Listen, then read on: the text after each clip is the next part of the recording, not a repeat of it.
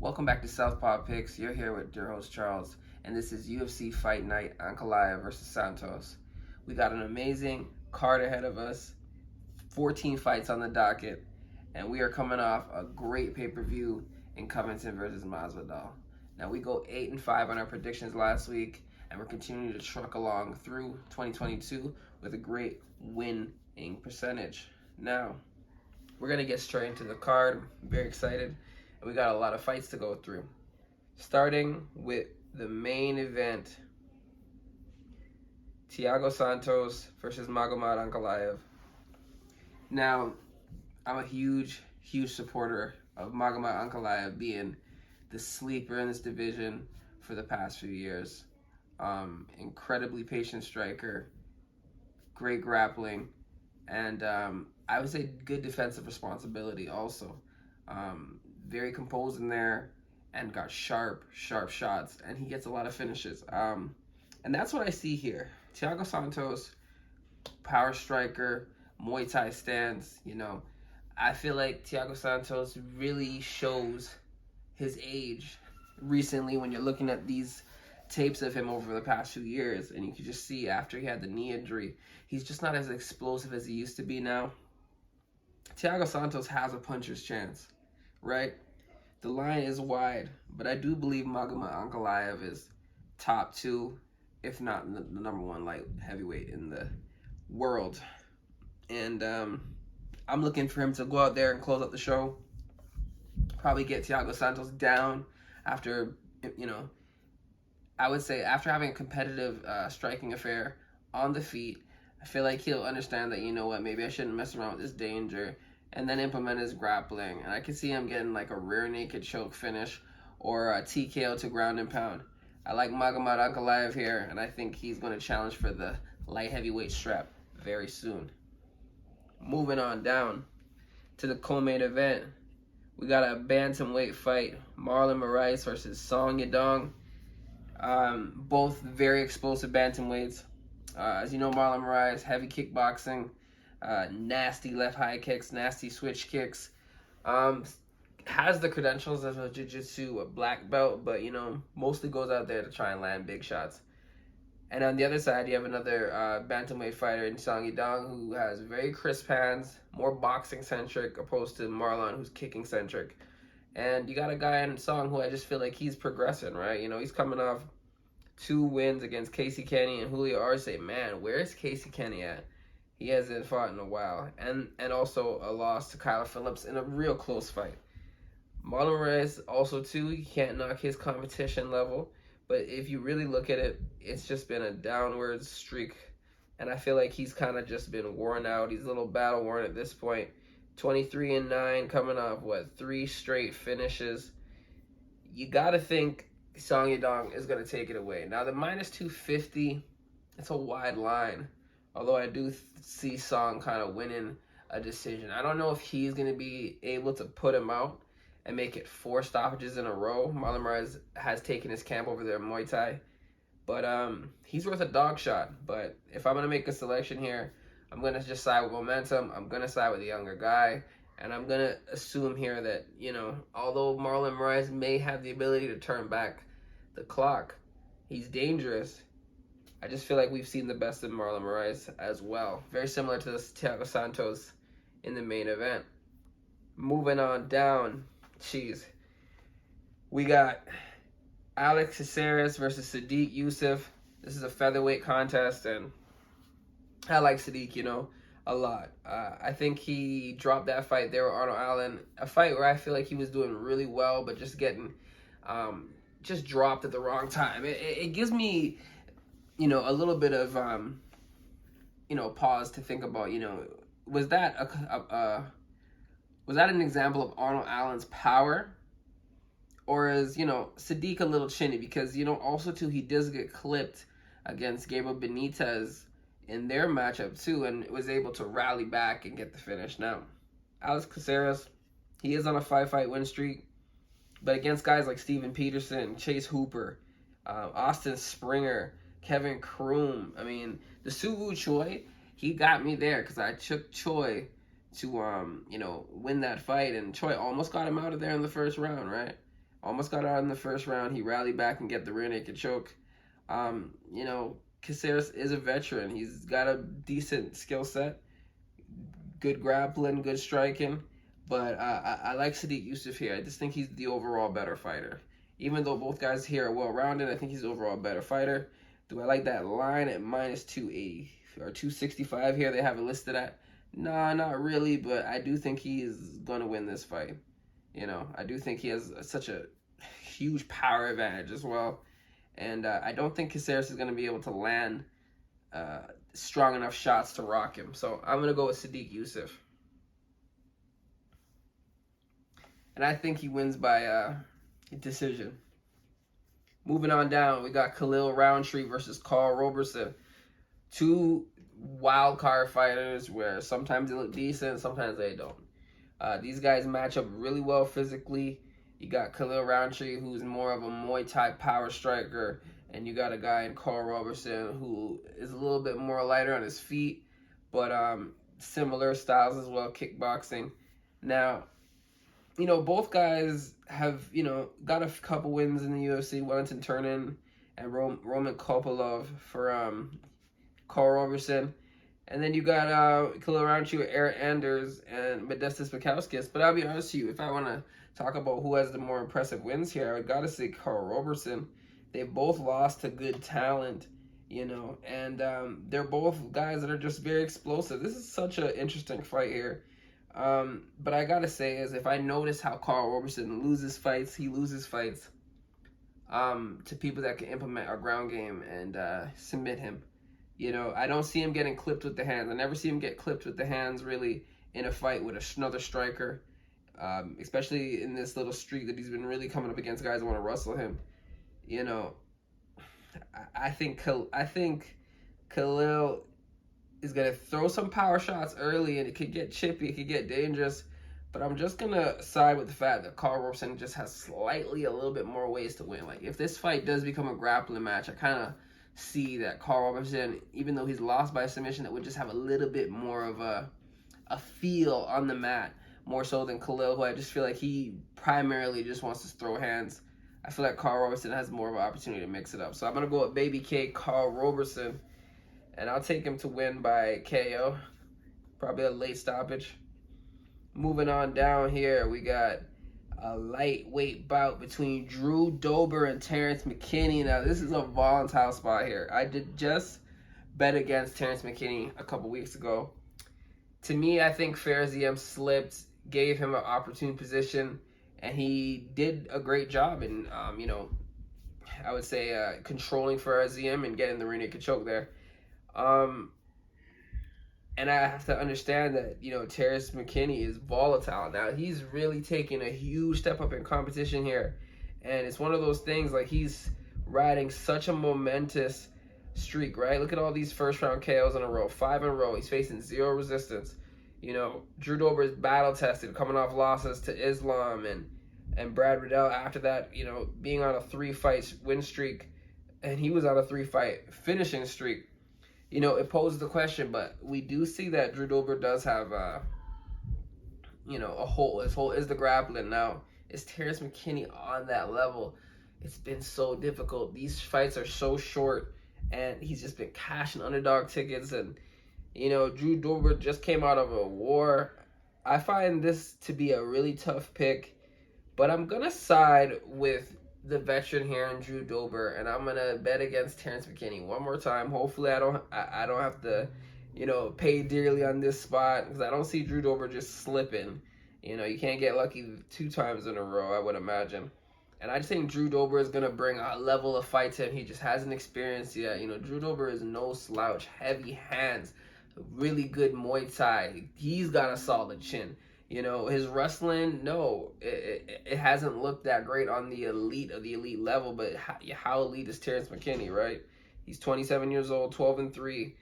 You know, this is such a huge step down for Drew Dober, but is McKinney special? We'll find out. I'm going to go with the veteran. I'm going to go with Drew Dober, and I'm going to take him to win by KO, because he's a dog, and we'll just see how tough Terrance McKinney is. Drew Dober by KO.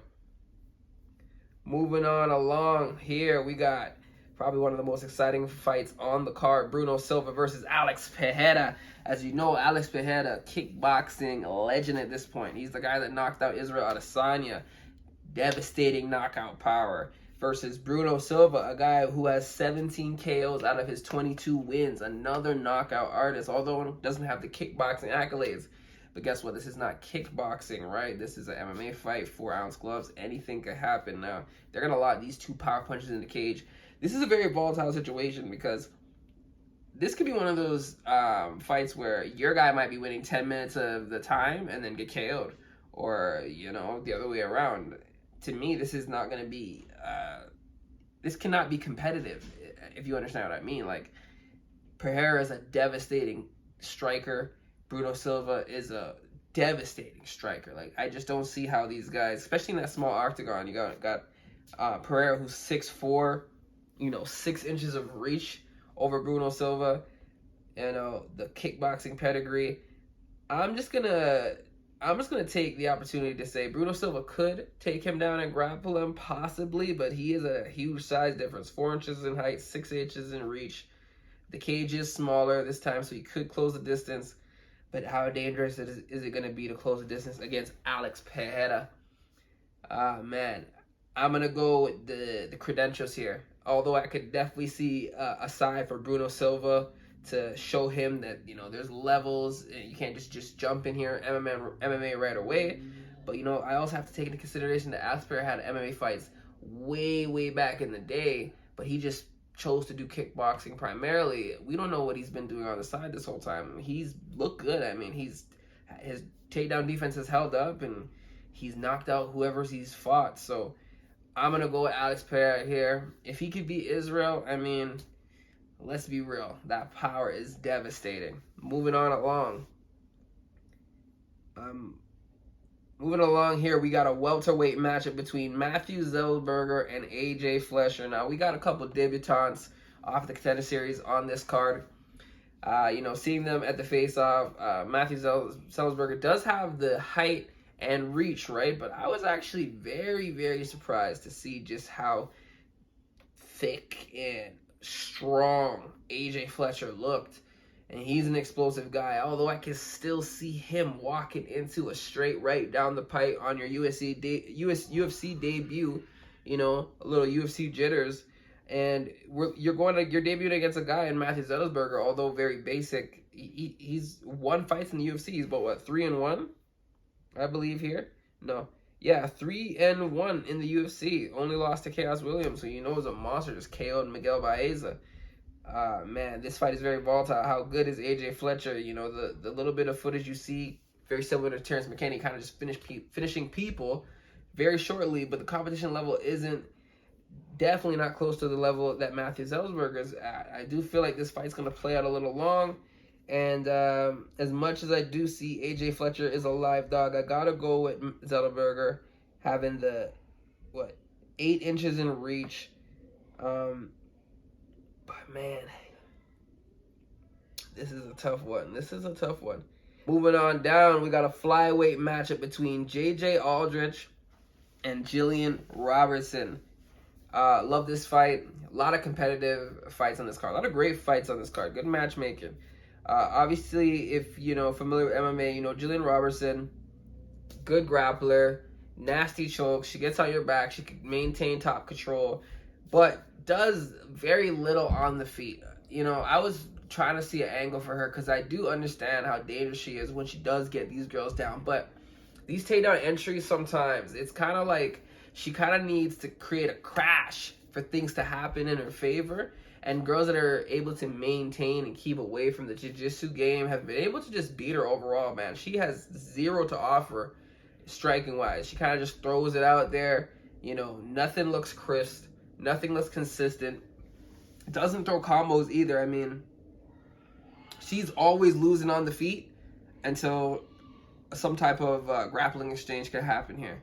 And then if she doesn't have the physical strength, you notice she can kind of get out-muscled.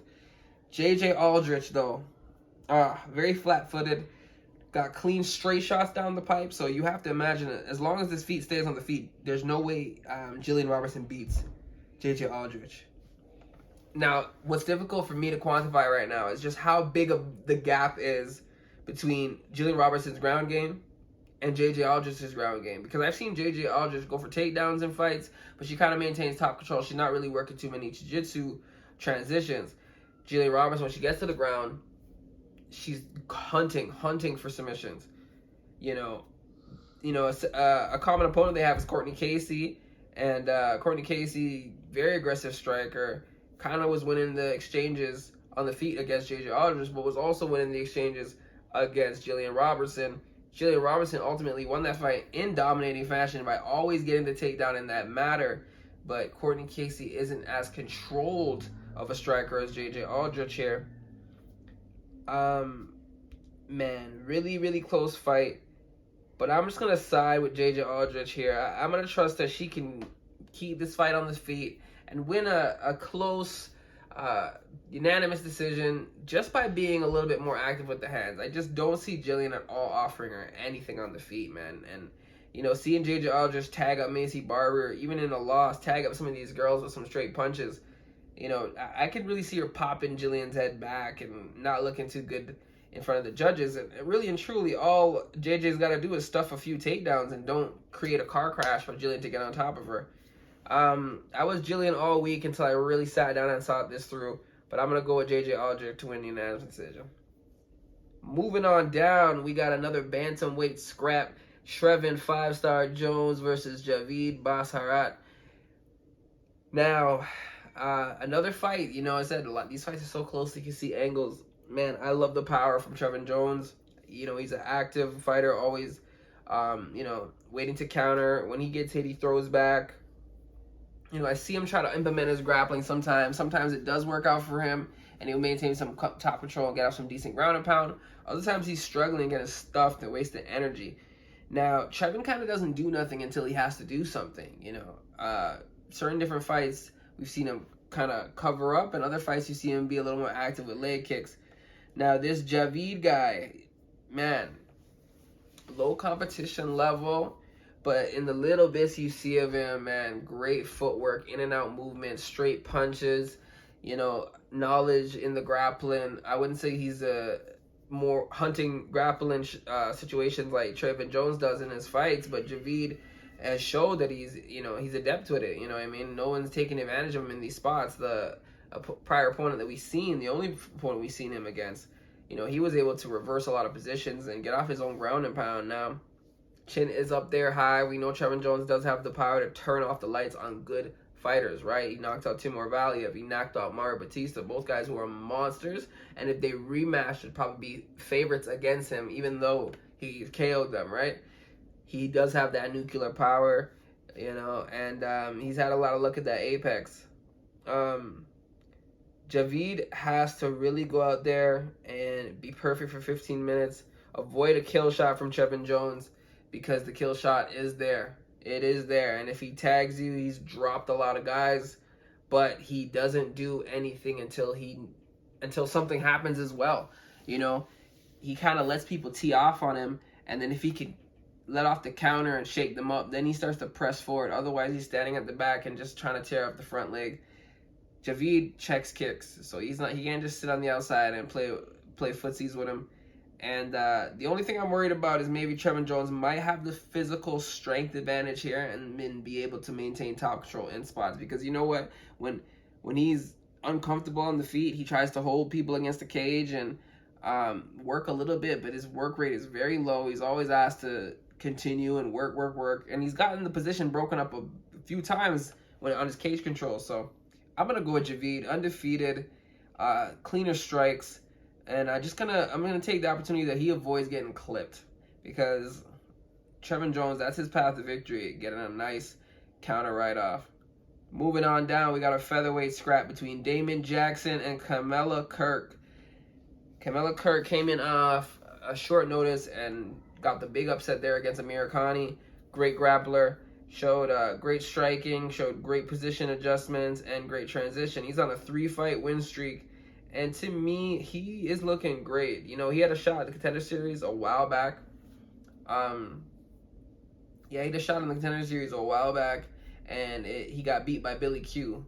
And the fight where he was 25 years old, actually winning the fight against, you know, a 30-year-old already, you know, the same fighter we see, Billy Q, that still breaks people in the octagon. And he was starting out really hot, but the pressure of Billy Q got to him and broke him down. Now, that was 2 years ago. I think he's learned from that. He is facing a similar type of archetype of a fighter like Billy Q. I would say doesn't have the boxing of Billy Q at all, but still has that stick-in-your-face pressure. And he has some, you know, good losses on his resume. Like, he's 19-4, losses to Ilya Taporia, losses to Magomed Ankalaev from the PFL there. You know, and he was losing majority of this fight here to Mirsad Bektic until Mirsad Bektic gassed out. And Charles Rosa hasn't looked that good, but Damon Jackson is a complete fighter who's going to offer him similar problems that Billy Q gave him in his most, that was the last loss he had there, right? Exactly. Billy Q, you know, last finish, because he looks like he lost a split decision here to Bruno Souza, who's in the UFC as well. Right? So I'm going to go with Kirk here. Great striking, good jiu-jitsu. I feel like he has the youth advantage here, 2 inches of reach. I think he's just going to do a little bit more than Damon Jackson, and I think he proves that he can handle a fighter that's going to continuously put the pressure on him. I like Kirk, and I like him to win by rear naked choke in like the second round. Moving on down, 14 fights, man. It's going to be a great, great afternoon of fights. We got Sabina Mazo and Miranda Maverick, and this is a flyweight bout. Miranda Maverick taking this fight on short notice, and she's being touted as a 3-1 favorite. You know, there's a 5.5 inch reach advantage here, 4.5 inch of height. You know, Sabina Mazo, despite what people want to say, she's coming off a loss to Alexis Davis, right, at bantamweight, and then she loses to Maria Agapova. You know, just having a lot more power in this matchup. Now, that's of someone her size who just had better striking at that moment, and then up against a veteran. Miranda Maverick has been getting outpositioned by Erin Blanchfield, another young prospect. Even though she did beat Macy Barber, didn't get awarded the split decision there, and obviously a win over Gillian Robertson, who's on this card as well. You know, I don't like this spot as Miranda Maverick being a minus 300 favorite, man. I mean, she's a talented person, but these type of, you know, height disparity and reach disparity, they can cause you some trouble if you're not, you know, preparing for someone with this type of challenge. You know, Sabina Mazo at plus 255 is tempting because she is a young and proven fighter, and she's just tough. She can throw some decent head kicks. She's got good straight punches down the middle, and that's what I'm saying. This could be a little interesting when Miranda Maverick's trying to close the distance. And I feel like if this fight wears out, man, that fight, trying to overcome a 5-inch reach advantage over and over again and be explosive to the target, you know, you're going to eat a lot of jabs.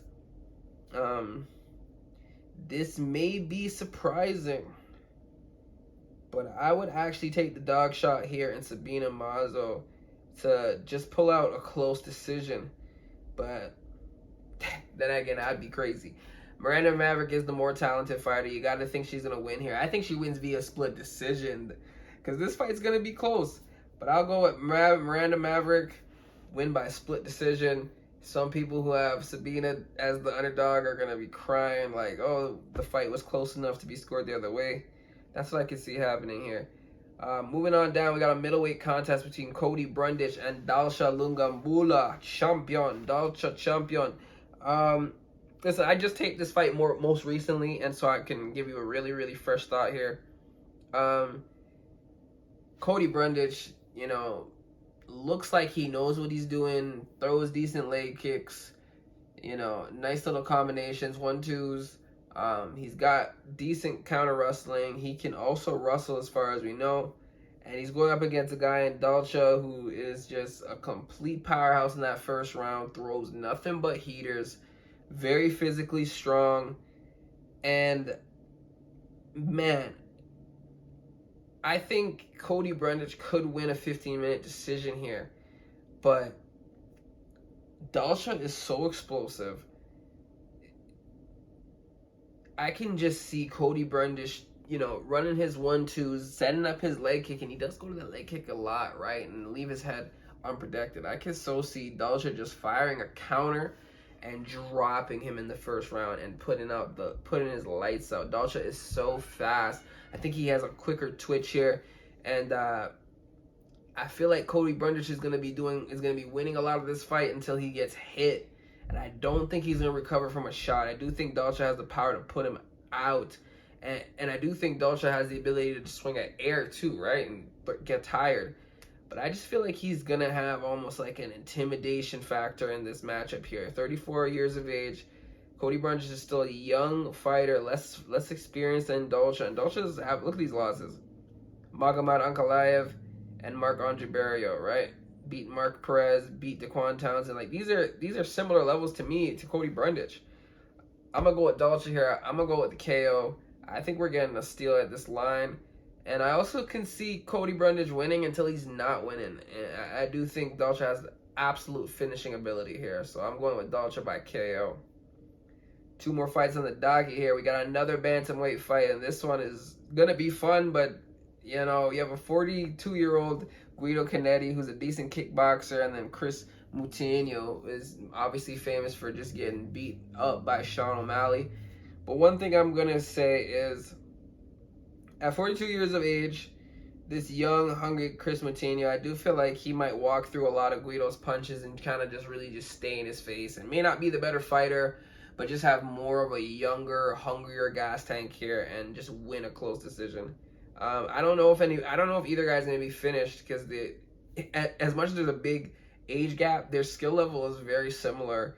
In like, you know, nobody's really better than anybody here. I would say Guido's slight advantage in the striking, but I mean, as far as toughness and pacing, I gotta go with Chris Moutinho here.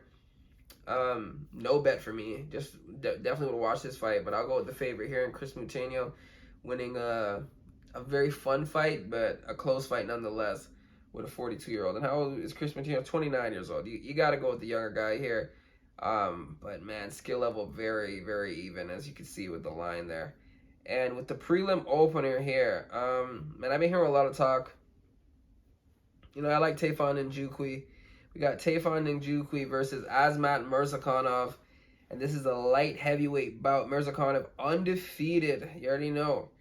Very, very, very strong striker. And then we got a guy in Tayfun Njoku, very, very strong power striker as well. Now, what's the difference here? We got Tayfun with a 6-inch reach advantage. I would say just huge pressure and power in both hands. And we have a more springy, more calculated striker in Azamat Murzakanov. Man, I like Azamat here. The danger is Tayfun is another one of these. This is well-matched card. Another one of these situations where someone has the dynamite in their hands and another one who does too. That's the thing about Azamat. He has dynamite in his hands too, although Tayfun is tough. Who's going to get clipped here, man? Who's going to get clipped? I like Azamat. Azamat's someone I'm targeting here. I like how fast he is, and I hope that he can get the finish early, although Tayfun is tough. It's very scary to know that, like, you know, if this fight goes to the 3rd round, I do think Tayfun might have the better gas tank. And with that 6 inches of reach, those straight punches down the middle, if Azamat gasses, which I hope he doesn't because he's finishing these guys early. And I could see him finishing Tayfun. But if he can't get the finish on Tayfun, I could see this fight starting to just take a turn for the worse. But I am going to go with the professional in Azamat Murzakanov. And I'm going to take him to win by 1st round KO and run right into our life and shake up the light heavyweight division.